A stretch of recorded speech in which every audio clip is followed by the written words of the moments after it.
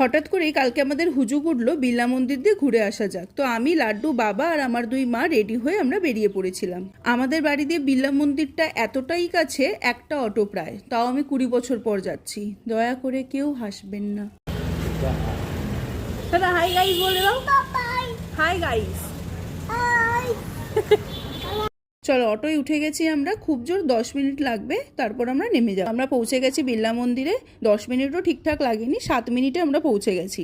এবারে ডান দিকে একটা জুতো রাখার জায়গা আছে, সেখানে আমরা জুতোটা রেখে এবারে আমরা মন্দিরে এন্ট্রি করব। মন্দিরটা বাইরে দিয়ে দেখতে যত না বেশি ভালো লাগে, সামনে দিয়ে যেন অনেক বেশি সুন্দর লাগছিল। আর একটা ইম্পর্টেন্ট কথা, এগুলো আমি সব লুকিয়ে লুকিয়ে ক্যাপচার করেছি। ভেতরে কিন্তু ক্যামেরা কোনো রকমই অ্যালাউ নেই। আর আমরা খুব ভালো টাইমে গেছিলাম, সন্ধ্যা আরতিটা জাস্ট শুরু হয়েছিল। তারপর আমরা এখানে বসে একটুখানি গল্প করলাম। দেন এবার আমাদের বাড়ি যাবার পালা। আজকের দিনটা খুব সুন্দর কাটালাম। তোমরা যদি কেউ বিড়লা মন্দির গিয়ে থাকো, তোমাদের কেমন লাগলো আমাকে অবশ্যই কমেন্টে জানিও। টাটা।